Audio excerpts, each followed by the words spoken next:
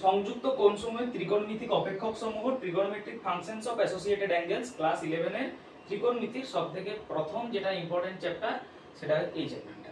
এবার এই চ্যাপ্টার পড়ার কারণ কি, এতদিন আমরা কোন অ্যাঙ্গেলগুলোর মান নির্ণয় করতাম না, নোন অ্যাঙ্গেলগুলো 0, 30, 45, 60 আর 90। এই নোন অ্যাঙ্গেলগুলো যদি আমাকে দিত, আমার কিন্তু টেবিল মুখস্থ ছিল, আমি সেখান থেকে মান নির্ণয় করতাম, কিন্তু এর বাইরে আমি নির্ণয় করতে পারতাম না। এর বাইরে নির্ণয় করতে পারার জন্য এই চ্যাপ্টারটা পড়া, সংযুক্ত কোণসমূহের ত্রিকোণমিতিক অপেক্ষক সমূহ। এই চ্যাপ্টারের সাহায্যে আমি এই নোন অ্যাঙ্গেলগুলির বাইরেও বা স্ট্যান্ডার্ড অ্যাঙ্গেলগুলির বাইরেও যে কোনো কোণের মান নির্ণয় করতে পারি। যদি আমাকে দিয়ে দেয় sin -1170 ডিগ্রি, আমি নির্ণয় করতে পারবো। যদি আমাকে দিয়ে দেয় cos 1250 ডিগ্রি, আমি নির্ণয় করতে পারবো। যদি tan দিয়ে দেয় tan 850 ডিগ্রি, আমি তাও নির্ণয় করতে পারবো। এবং এই নির্ণয় করতে পারার জন্যই এই চ্যাপ্টারটি আমাদের পড়া। তার জন্য চারটা কোয়াড্রেন্ট সম্পর্কে আমাদের ধারণা থাকতে হবে। First quadrant, second quadrant, third quadrant, fourth quadrant. এই চ্যাপ্টারে কিন্তু এই কোয়াড্রেন্টগুলোকে আমরা অন্য নামে চিনি। এটাকে বলবো অল এর ঘর, সাইন, ট্যান, কস। তাই শর্টে কিন্তু এই চ্যাপ্টারটিকে অল সাইন ট্যান কসও বলা যেতে পারে। অল সাইন ট্যান কসের চ্যাপ্টার। All sine tan cos, all কি? অল মানে এখানে অল পজিটিভ। এই যে কোয়াড্রেন্ট, যে এই কোণটা নিশ্চয়ই 0 ডিগ্রি, এই কোণটা নিশ্চয়ই 90 ডিগ্রি, এই কোণটা নিশ্চয়ই 180, এই কোণটা নিশ্চয়ই আবার 270 ডিগ্রি। তাহলে এই যে কোয়াড্রেন্ট, এই কোয়াড্রেন্টে কিন্তু অল পজিটিভ। অল পজিটিভ মানে কি, ত্রিকোণমিতির যে ফাংশনগুলো আছে, কে কে আছে? সাইন আছে, কস আছে, ট্যান আছে, সাইনের আছে কোসেক, সেক, কট, প্রত্যেকে কিন্তু এই ঘরে পজিটিভ। তাই এই ঘরটাকে আমি বলছি এই ঘরে অল পজিটিভ, অর্থাৎ এই ঘরে সবাই পজিটিভ।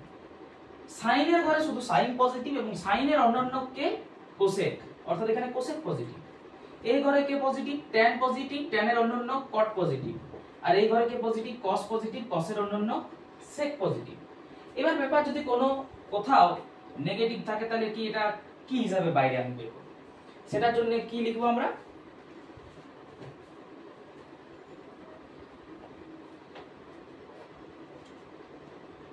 সাইন মাইনাস থিটা সমান মাইনাস সাইন থিটা, নেগেটিভ বাইরে আসবে।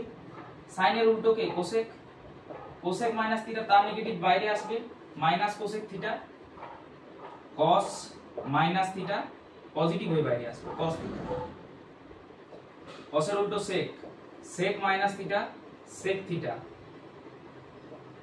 ট্যান মাইনাস থিটা, মাইনাস হবে এটা, মাইনাস ট্যান থিটা।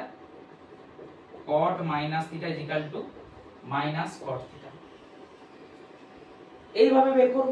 তারপর আমি অল সাইন ট্যান কসের মাধ্যমে তার মান নির্ণয় করব, যে কোনো নোন অ্যাঙ্গেলের বাইরে যে কোনো যদি আমাকে বড় অ্যাঙ্গেল দিয়ে দেয়। সেটা আমি কিভাবে করব?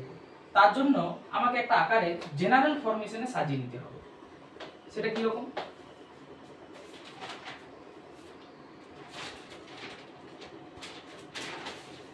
যদি আমাকে বলে সাইন m ডিগ্রির ভ্যালু কত, যেখানে m কিন্তু কোনো নোন অ্যাঙ্গেল নয়, তখন আমাকে mটাকে অর্থাৎ এই অ্যাঙ্গেলটাকে কিভাবে সাজাতে হবে?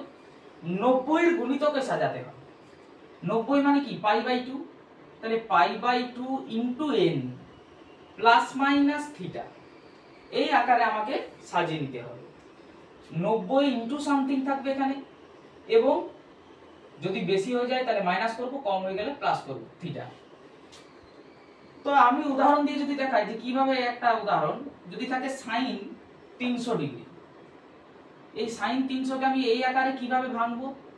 তাহলে লিখতে হবে সাইন π/2 ইনটু 300 কে 90 এর গুণিতকে ভাঙছি, তাহলে 90 দিয়ে ভাগ করে নেব। তাহলে 90 ইনটু 3 মানে π/3, 30 ভাগ শেষ করে থাকছে, প্লাস 30 ডিগ্রি, তার মানে 300 ডিগ্রি।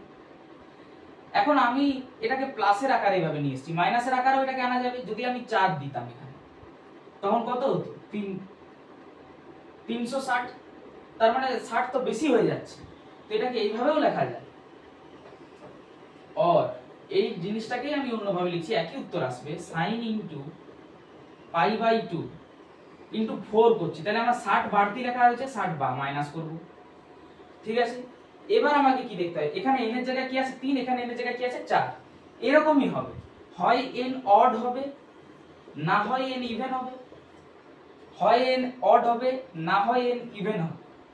এখন n যত হবে, 3 হয়েছে এখানে, 4 হয়েছে এখানে, আমি এই ঘর থেকে গোনা শুরু করব।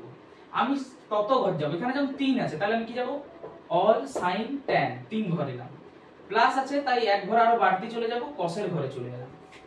তাহলে আমি এখানে 3 ছিল, অল সাইন tan প্লাস 30 কসের ঘরে চলে এলাম। তাহলে সাইন আছে আমার এখানে, আর আমি এসেছি কসের ঘরে। এখানে নিশ্চয়ই সাইন কি হবে, নেগেটিভ, কারণ এটা কসের ঘর, এখানে কস আর সেক পজিটিভ, বাকি সবাই নেগেটিভ। এখানে সাইন কোসেক পজিটিভ, বাকি সবাই নেগেটিভ। এখানে ট্যান কট পজিটিভ, বাকি সবাই নেগেটিভ। এখানে অল পজিটিভ, সবাই পজিটিভ। তো আমি এখন কসের ঘরে আছি, কসের ঘরে নিশ্চয়ই সাইন নেগেটিভ। সাইন যদি নেগেটিভ হয় কসের ঘরে, তাহলে একটা মাইনাস আসবে, যেহেতু অড আছে। এখন অড থাকলে কি হয়, n যদি অড হয় তাহলে কিন্তু পূরক কোণের যে ফর্মুলা ছিল যে sin 90 - θ cos θ, cos 90 - θ sin θ, সেকের সাথে কোসেক, কোসেকের সাথে সেক, tan এর সাথে cot, cot এর সাথে tan, সেই ফর্মুলা আমার লাগবে। তাহলে এখানে যেহেতু অড আছে, সাইনটা কিসে ট্রান্সফার হয়ে যাবে, কসে, মাইনাস cos, আর এখানে 30 ছিল, 30 কে আমি বসিয়ে দেব। তাহলে মাইনাস cos 30, যেহেতু n অড ছিল তাই কিন্তু পূরক কোণ লাগলো। এখানে n কিন্তু ইভেন আছে, তাহলে কিন্তু এখানে পূরক কোণের ফর্মুলা লাগবে না। তাহলে আবার দেখি 4 ঘর, অল সাইন tan cos, যেহেতু মাইনাস আছে আমি কিন্তু আর এগিয়ে যাব না, এই কসের ঘরেই আমি স্টপ হয়ে যাব। তাহলে আবার লোকের ঘরে পড়ে গেছে, লোকের ঘরে কি হয়, একটা বাড়তি নেগেটিভ আসে। সাইন আছে, সাইনই থাকবে, কারণ n এখানে কি ছিল, n এখানে ছিল অড, তাই কি হলো, সাইনটা কসে ট্রান্সফার হলো, পূরক কোণের নিয়ম। কিন্তু এখানে n ইভেন আছে, যেহেতু n ইভেন আছে তাই সাইনের নো চেঞ্জ, তাই সাইন সাইনেই থাকবে, মাইনাস সাইন 60, ওখানে 60 আছে। আচ্ছা, মাইনাস আছে, মাইনাস সামনে বসিয়ে দিলাম। cos 30 মানে কি, কত, √3/2, তাহলে মাইনাস √3/2 আমার ফাইনাল आंसर। মান নির্ণয় করতে পারলাম, নোন অ্যাঙ্গেল নয় তবু। মাইনাস sin 60, মাইনাস বসিয়ে দিলাম, sin 60 মানে √3/2। তাহলে দেখো আমি দুভাবেই করলাম, উত্তর কিন্তু সেই একই এলো। এইভাবে অল সাইন tan পজিটিভ, এইভাবে আমি কিন্তু যে কোনো অঙ্ক করে দিতে পারি। যেহেতু এখানে কি হচ্ছে না, 3 ঘর করার পর tan এর ঘরে পড়ছে, লোকের ঘরে পড়ছে, তাই একটা বাড়তি নেগেটিভ আসছে, কারণ এখানে তো শুধু tan আর cot পজিটিভ, তাই কিন্তু এখানে নেগেটিভ গুলো পড়ছে। নিজের ঘরে পড়লে কিন্তু পজিটিভই হবে। আমি সেরকম আরেকটা অঙ্ক দেখাই, যদি থাকে cot 1290 ডিগ্রি তখন কি হবে, যদি থাকে cot 1290 ডিগ্রি,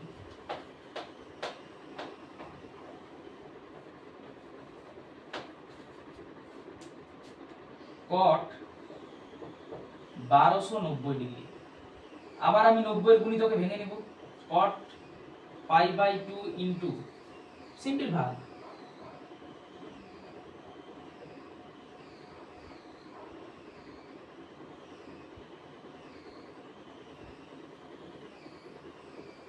তাহলে 90 ইনটু 14 মানে π/2 ইনটু 14 প্লাস 30 ডিগ্রি।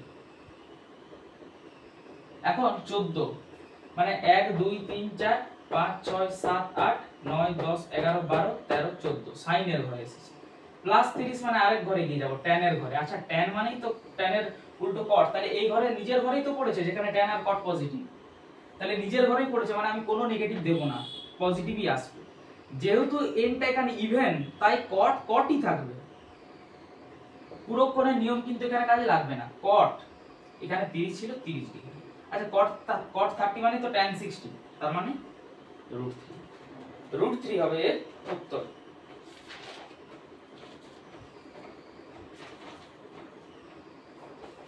এবার একটা অঙ্ক, যদি থাকে sin 49 ডিগ্রি, একটা एग्जांपल, এরকম অঙ্ক আসবে, sin 49 ডিগ্রি ইকুয়াল টু যদি 3 এর 4 হয়, তাহলে sin 581 ডিগ্রি ভ্যালু কত হবে? সিম্পল sin 581 কে কি লেখা যায়, আমি আবার কিন্তু 90 এর গুণিতকে ভাঙবো। আচ্ছা, এখন এখানে 49 এর ভ্যালু দেওয়া আছে, sin 49 এর ভ্যালু, তাহলে আমাকে যে করেই হোক অঙ্কে কিন্তু 49টাকে কাজে লাগাতে হবে। কেউ যদি এখানে করে 90 ইনটু 5 6, তাহলে 540, 41 পড়ে থাকবে। 41 আমার কাজে লাগবে কি, এখানে 49 আছে, 41 আমার কাজে লাগবে না। তাহলে 49 কে কাজে লাগানোর জন্য আমি এটাকে কিভাবে লিখছি, sin π/2 ইনটু 7, তাহলে 630 হয়ে গেল, 90 7 630। তাহলে 630 আমি বাড়তি লিখেছি, তাহলে 581 তে আসার জন্য -49 করব। দেখো -49 কে কাজে লাগানোর জন্য আমাকে এটা লিখতে হবে। তাহলে আবার all sine tan cos, all sine tan cos 7 ঘর, 1 2 3 4 5 6 7 tan এর ঘরে। যেহেতু নেগেটিভ আছে আমি কিন্তু আর আগাবো না, tan এর ঘরেই থাকবো।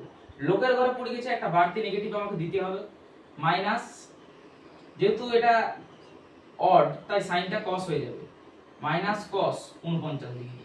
কিন্তু এখানে তো আমার sin 49 এর ভ্যালু দেওয়া আছে, তাহলে cos 49 এ কি করে যাব? cos 49 মান কি হয়? cos θ √1 - sin square θ। তার মানে এর স্কয়ার হয়ে যাবে 9/16, 16 লসাগু 16 - 9 √7/16। কিন্তু এখানে প্লাস মাইনাস লাগবে, প্লাস মাইনাস যদি লাগে তাহলে কি হবে? প্লাস মাইনাস √7/4, 16 বর্গমূল 4। এখন কোনটা গ্রহণযোগ্য, প্লাসটা নাকি মাইনাসটা? দেখো 49 ডিগ্রি কোন রেঞ্জে আছে? ফার্স্ট কোয়াড্রেন্টের রেঞ্জ কত? 0 টু π/2। এর মধ্যেই তো 49 ডিগ্রিটা থাকছে। 49 ডিগ্রি তো এই কোয়াড্রেন্টেই থাকছে, আর এটা কার ঘর? অলের ঘর। তার মানে এখানে অল পজিটিভ, নেগেটিভের কোনো ব্যাপারই নেই। তার মানে মাইনাস সাথে 4 কখনো -√7/4 কখনো হবে না, তার মানে অলরেডি, তার মানে এটা সর্বদা হবে √7/4। তাহলে যদি প্লাস √7/4 হয় cos 49 এর ভ্যালু, তাহলে এখানে মাইনাস যেমন আছে থাকবে, আর ওখানে √7/4, এটাই উত্তর। এইভাবে কিন্তু এই একটা কনসেপ্টের সাহায্যে যে কোনো অঙ্ক কিন্তু হয়ে যাবে।